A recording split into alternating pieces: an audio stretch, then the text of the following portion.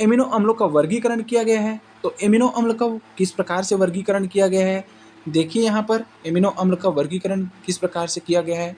तो यहाँ पर एमिनो अम्ल को 4 भागों में वर्गीकृत किया गया है।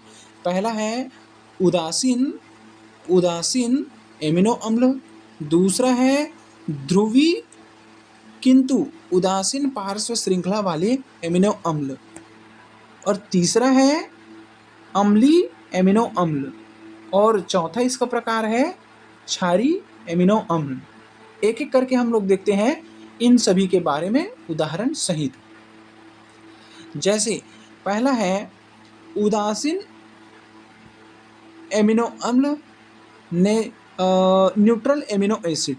जब एमिनो अम्ल में एमिनो तथा कार्बोक्सिलिक समूह की संख्या समान होती है, इसे उदासीन एमिनो अम्ल या अध्रुवी पार्श्व श्रृंखला वाले एमिनो अम्ल भी कहते हैं।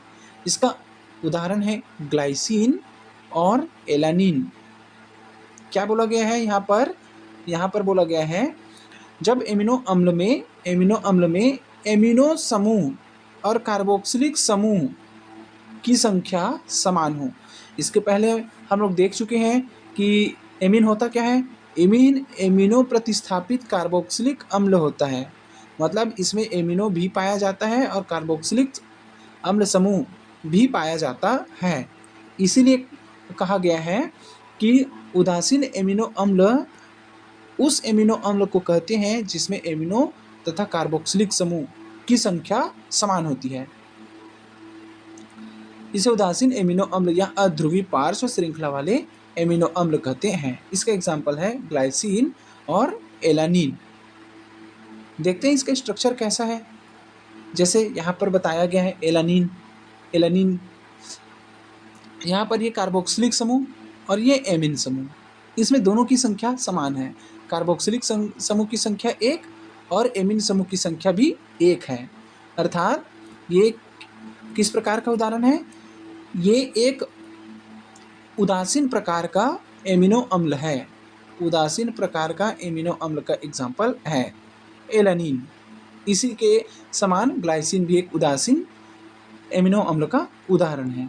आगे बढ़ते हैं और हम लोग देखते हैं दूसरे नंबर का। यहाँ पर गलती से प्रिंट हो गया है, ये दूसरा है, पहला हो गया, दूसरा है ये। दूसरा है अध्रुवी किंतु उदासीन पार्श्व श्रृंखला वाले एमिनो अम्ल। इसके पहले हम लोग देखे थे वो पूर्ण रूप से उदासीन था, और ये दूसरा है ध्रुवी होता है किंतु उदासीन होता है। ध्रुवी होता है किंतु उदासीन पार्श्व श्रृंखला वाला एक एमिनो अम्ल होता है। तो इसके बारे में क्या बोला गया है, इन एमिनो अम्ल की ध्रुवी प्रकृति होती है किंतु पार्श्व श्रृंखला आर में उदासीन समूह होते हैं, जैसे सेरीन। देखते हैं इसमें क्या है। ये सेरीन का स्ट्रक्चर है।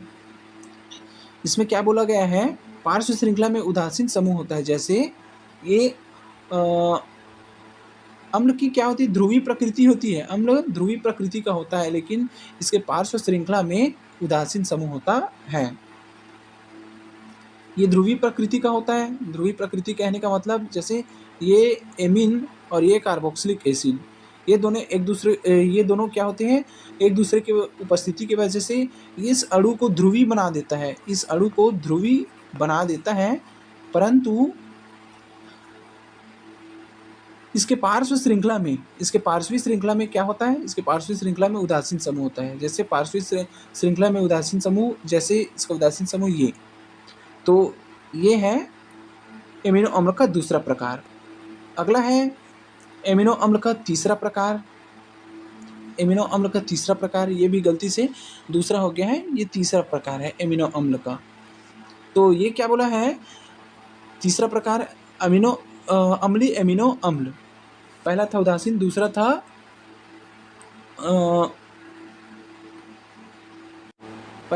उदासीन, दूसरा था ध्रुवी किंतु उदासीन पार्श्व श्रृंखला वाला, और तीसरा है यहाँ पर अम्लीय एमिनो अम्ल। ये क्या होता है अम्लीय एमिनो अम्ल, देखते हैं। यदि एमिनो अम्ल में कार्बोक्सिलिक समूह की संख्या एमिनो समूह की संख्या से अधिक होती है, अर्थात ये अम्लीय पार्श्व श्रृंखला युक्त एमिनो अम्ल होते हैं।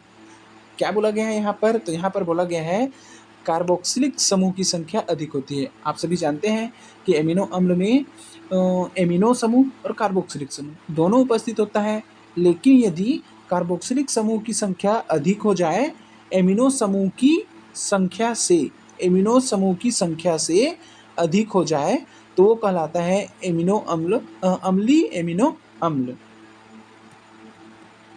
जैसे एग्जाम्पल है यहाँ पर, एग्जाम्पल है ग्लूटामिक अम्ल तथा एस्पार्टिक अम्ल। इसका स्ट्रक्चर यहाँ पर नहीं दिया है। नेक्स्ट हम लोग देखते हैं चौथे प्रकार का एमिनो अम्ल। चौथा प्रकार क्या है? ये चौथा है, चौथा एमिनो अम्ल। चौथा एमिनो अम्ल क्या है?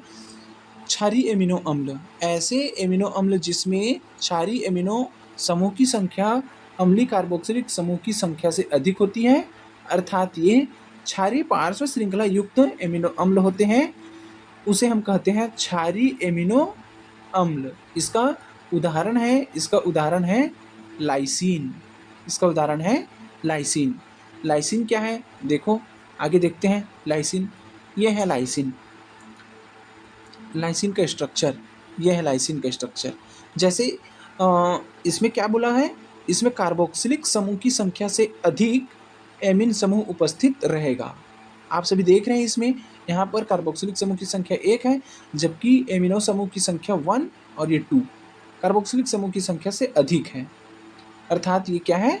ये क्षारीय प्रकार का एमिनो अम्ल है।